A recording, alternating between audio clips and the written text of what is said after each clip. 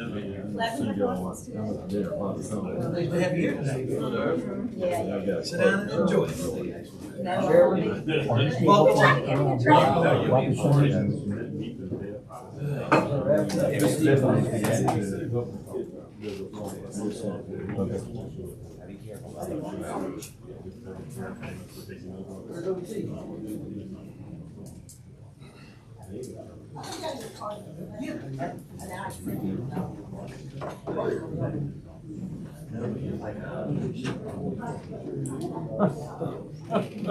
was probably not that.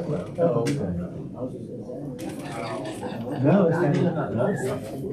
it's not about anything. He just said it last time. I thought it was hilarious. Yeah. Bobby Tongue.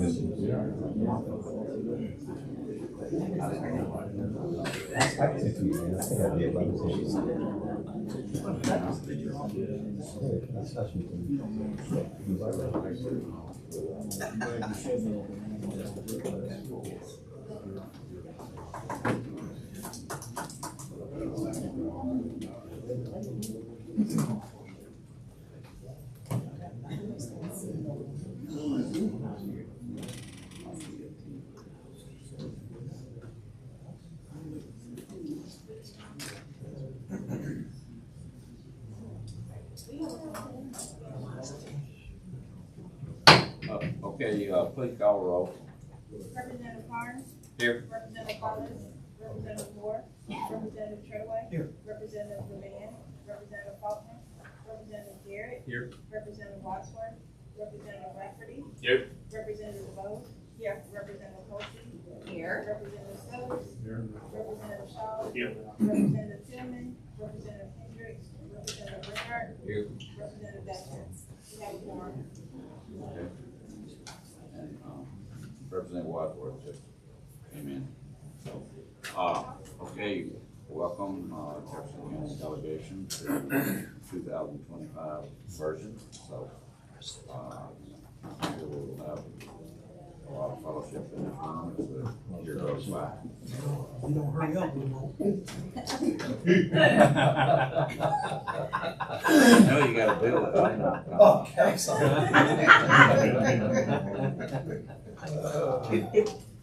We do have a small calendar today, and due to that, at the end of the vote on these bills, we will have Teresa Shuffleberger from UAB that's going to speak to us about some available indigent care that I was not aware of, and I'm sure most of the folks in this room were also not aware. It's only been in existence 5 years, so I will not steal her thunder on this, but we will have that at the end, and I would appreciate everybody staying because you will be glad. So, first bill up is by Representative Treadway, House Bill 269. This is an annexation bill, we can get that out. City of Morris, city governments approved it, and a group that flies, and I'm sorry, I forgot the name, but anyways, they got a piece of land, which landing strip, where they fly these model planes, helicopters and all that. They want to come into the city, their board's approved it, the governing body, Morris has approved it, so that all it does is annex that portion into the city. Second. Moved and seconded by Garrett.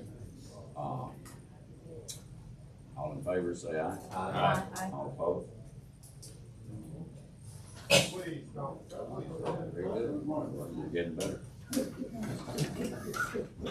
Next up is Representative Zeller. Good morning. This House Bill 73 bill actually puts a civil penalty on the possession of the boxwood.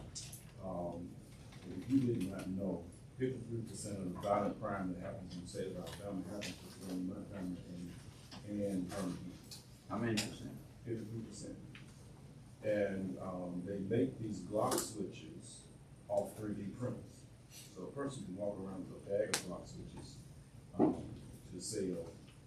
And so this bill just adds a civil penalty on possession of Glock switches, since we, according to the government's push on the ban of Glock switches, which will be banned, hopefully, we want to add a civil penalty to that.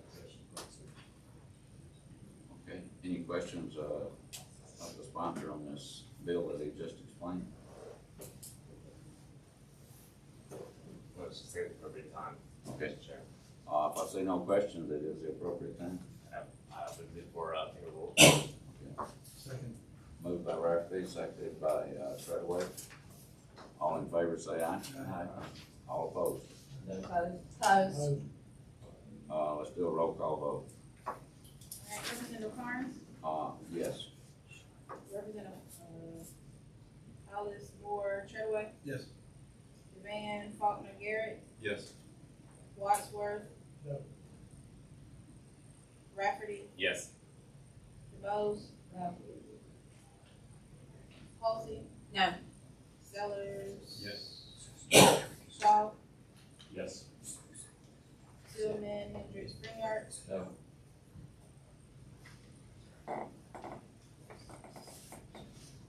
Six yeas, 4 nays.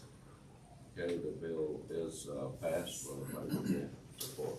So, thank you very much. You might want to talk to some other people in the Senate before it gets up there, right? Nobody talked to me about it before it got here.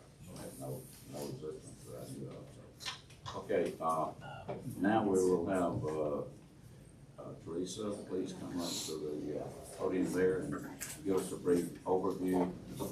This is something I think is extremely helpful, just for our knowledge and also for implementing some of the things she's going to present. Thank you. I appreciate the opportunity to speak to you today. I'm Teresa Shufflebarger. I'm the Chief Administrative Officer of Love Help Smart Alabama. It's Speak up an- just a little bit. Okay, it's an initiative that was started by UAB about 5 years ago. Dr. Ray Watts, president of UAB, issued a challenge to the university community and said there are issues that impact all Alabamians. And I challenged the community to identify and then provide an opportunity to solve for those issues.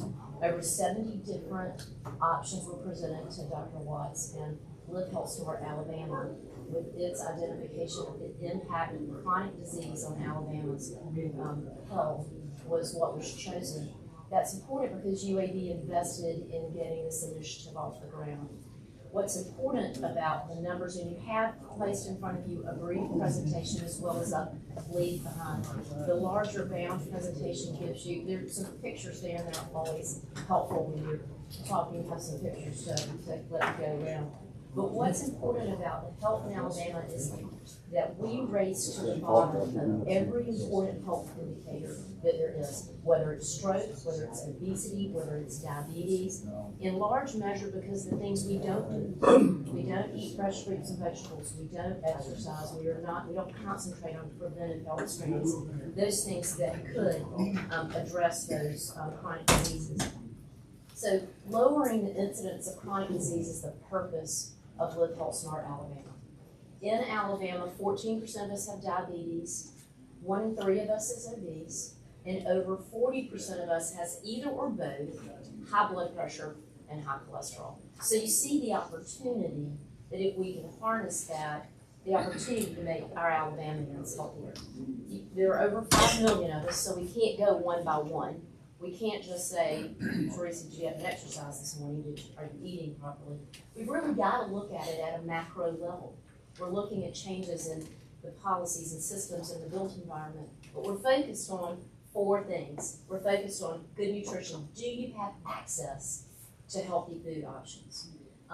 It's preventive health. Are you getting age-appropriate preventive health screenings? That helps you own your health, be in charge of what your numbers are. Are you able to be more physically active? Can we encourage that? And then are we providing the right health education so that you have in your hands, you're armed with being literate about your own health? That's what Live Health Smart Alabama focuses on. We do that in a number of ways. In Jefferson County, this is where we started. We started in Birmingham. We started focusing on the health of Birmingham. That's where we developed our playbook. What works, what doesn't work. Because over the last 5 years, we've found plenty of things that work, but we've also found things that didn't. And so as we're getting to hone what our playbook or our recipe is, how are we being successful? We learned that in Birmingham. We started with a mobile grocery. There's a picture of the mobile grocery. We're We are taking that, we sell these groceries, we don't give them away, this is not food. What we're trying to show is that if we're somewhere consistently, that it drives demand. And if we can drive demand, then you have the opportunity to eliminate food desert. You can address a bricks and mortar opportunity for a community. I do have some statistics for you. It's on this next page, Representative. And what you see over the last 4 years, we've now served over 11,000 customers. But you see in that left-hand side of the page, that numbers are going in the upward right direction. What that shows is that as we're in those communities, they come to depend on us. Over almost 50% are using EBT. Over 50% are buying fresh fruits and vegetables. So we're making those healthy food opportunities available. We do try to provide education, lifestyle education. We have flyers and recipe cards and online help library, trying to, as you're at the grocery, for instance, do you know what that nutrition label actually means? Do you know how to decipher it? That education becomes important for owning your own health. We also have a mobile wellness van. That mobile wellness van looks like a doctor's office, but it's where we provide preventive health screenings. I told you that the grocery, we sell those items. The preventive health screenings are free because our goal is to connect you to primary care. Our goal is to connect you, make sure you have the insurance that you need, that you know your numbers. So we're doing BMI, height, weight, blood pressure, cholesterol, A1C. About 80% of the people who are screened fall outside of the range of normal. And so then our challenge is to begin to connect those people to the right step, the right next step in your health care, because too many people are using our emergency rooms, and that's oftentimes not the right next step in your health care. We've screened almost 4,000 people now in Jefferson County, in Birmingham. We have a community coach program. That community coach program is somebody who lives in the communities that we are serving, begins to identify barriers to achieving and finding the right next step in your health care and connecting them. We've had over 600 people accept that navigation.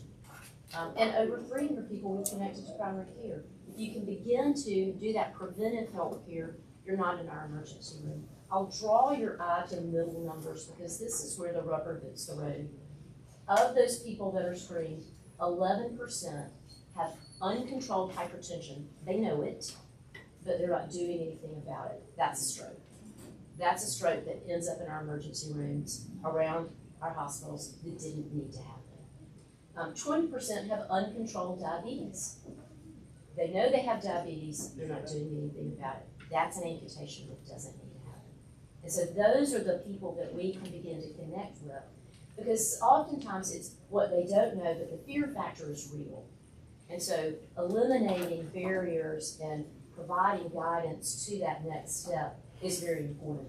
And so for almost 50% of the people who accepted navigation, we were able to connect them to a primary care physician. I give you some information about Selma because we have expanded outside of Jefferson County into Dallas County. We'll be moving into Marengo County and Wilcox County this year as well over down in Houston County. But the Birmingham initiative helped us develop the framework, helped us figure out how to do that. We will continue to expand across Birmingham because we will want to reach as many people as we can. But expansion across Birmingham and expansion across state, our goal is to reduce chronic disease. We've been very fortunate to have a number of partners join us in that.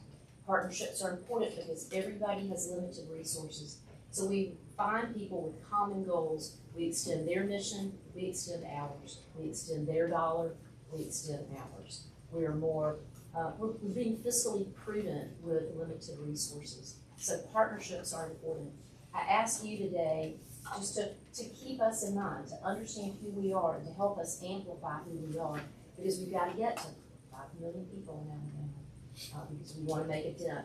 There's a real societal impact to chronic disease, but there's an economic impact to chronic disease. Remember, I told you that we raced to the bottom of every important health ranking. The Millikan Institute reported in 2020 that Alabama was #1 in lost economic productivity because of chronic disease.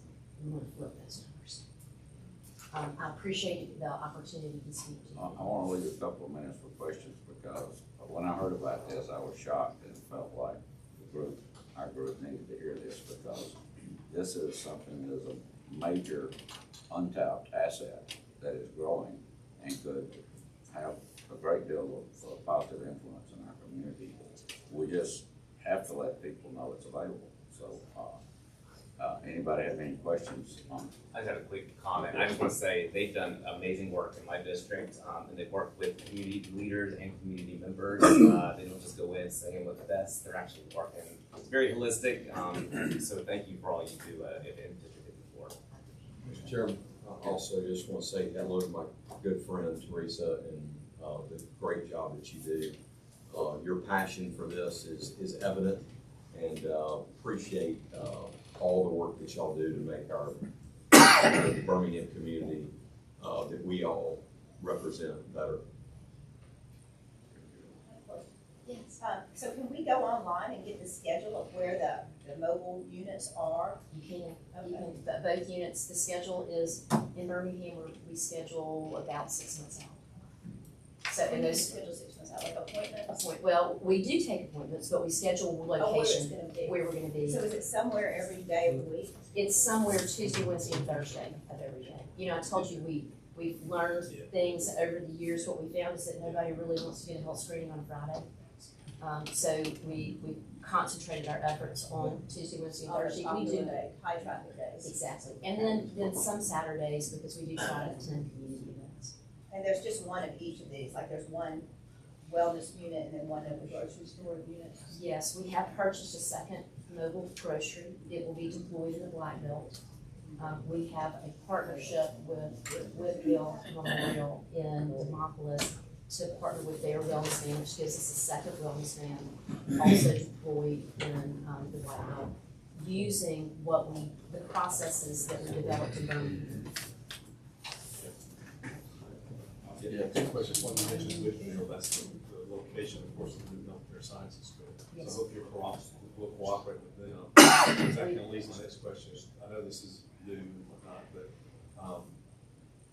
have you got it on the horizon, getting to those early ages, kids? I know you gotta have parents, but I mean, that's important, I think, Right. early on. So is that part of your plan? It is part of our plan, and already part of some of what we're doing. Remember, I mentioned we try to partner with other nonprofits, extending their mission and hours, their dollar and hours. Healed United is a very strong partner of ours, and we are going into the schools with that healthy eating, active living in the elementary schools. We also have an after-school program, Healthy Happy Kids, and we're teaching children how to make healthy snacks and how to be physically active and it be fun. So we're trying to instill good habits in that elementary age, because you're right, it's hard to change habit when you're 65 or old, you know, Do you have my age. anything going on with Jones Valley Teaching Forum? Yes, we do. We have a really nice relationship with them, and in fact, they are working with us, partnering with us to take their curriculum for the first time out of Birmingham. They're partnering with us with the elementary schools in Selma to take that curriculum to them. Where do you get your produce? So we get our produce in a number of different places. We work with local farmers, but we also have a relationship with Sprout, because they are our financial of record. Because we're a university, we can't be the financial record, so we have to have somebody to be that partner for us. Local farmers are an important part of it. Okay, she will stick around if somebody wants to get her, we've got her card, but they want to get more specific than this. But I appreciate everybody being here today. Thank you for that wonderful presentation. We do stand for Good to see you. Yeah, it's great to see you again.